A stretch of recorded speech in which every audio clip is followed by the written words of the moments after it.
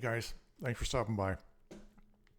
So the topic I wanted to go over today is going to be a little bit sensitive for some, but I think it's just something that I'd like to talk about and just throw out there. I'd love to hear what your input might be on this.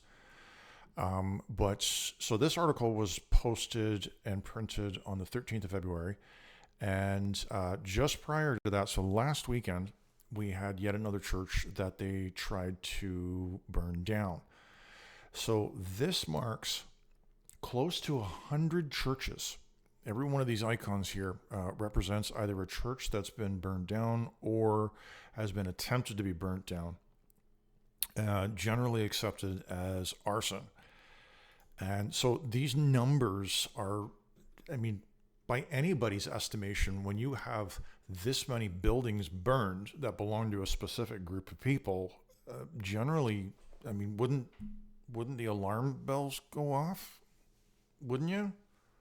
I know that this started right around the time of the schooling revelations on the native reserves.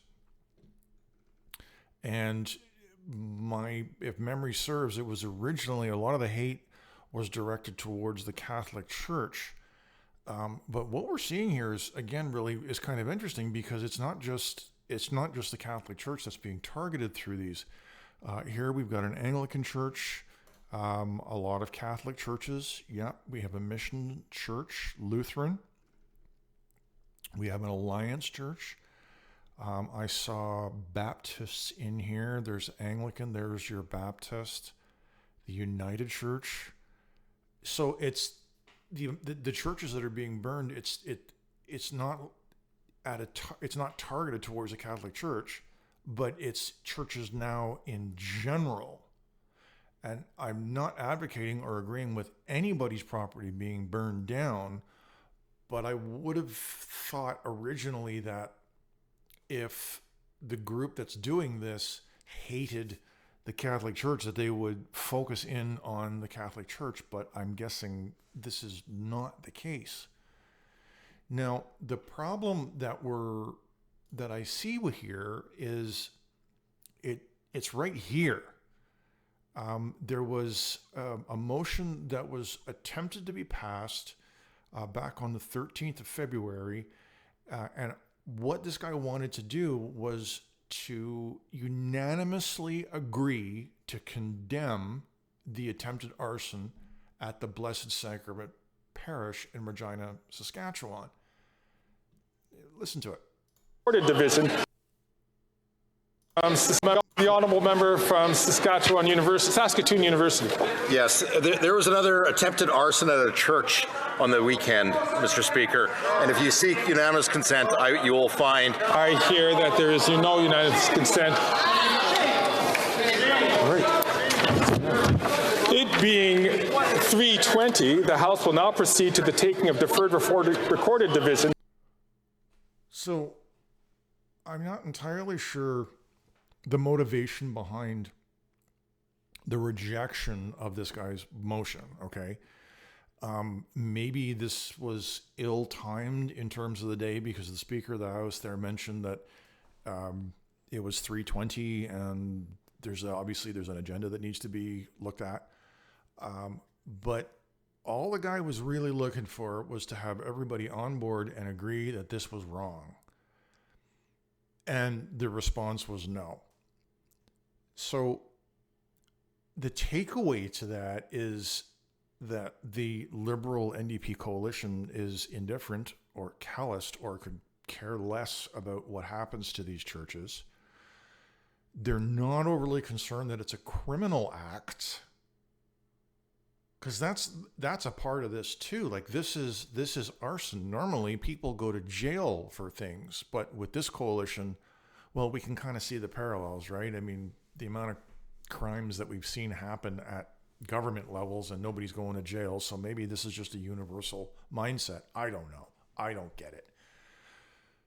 But why would they not support the churches? You see, one of the interesting things about churches, and I know there's Canadians tend to be very on the sidelines, and you're either in one camp or another when it comes to churches. And if you're not into churches, that's fine. But there's an undeniable fact that churches, as a general rule, contribute quite a bit to the local communities. A lot of Catholic churches have food programs, food bank programs. A lot of the Protestant churches, Baptist churches, the Salvation Army, a lot of these churches actually contribute quite a bit to the local community in terms of serving like genuine need. And now these programs are being threatened, as well as the buildings. I shudder to think, if we take this even a bit further, to wonder, will the insurance companies at some point in the near future, with 100 buildings being burnt down, I haven't got a clue what the cost of the rebuilds are, but in today's marketplace, imagine at least a couple of $3 million to replace these buildings. If the churches can't afford insurance, what happens then? If the insurance companies say, no, wait a minute, no, you guys are too hot, man. Sorry about the pun. You guys are too hot. We don't want to touch your industry. You're on your own for insurance. So what happens then?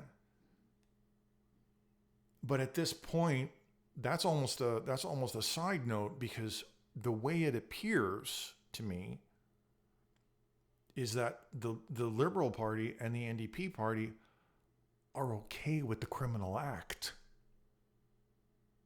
Now, at this point, nobody's been killed. At least to my recollection, nobody has been killed through these burnings.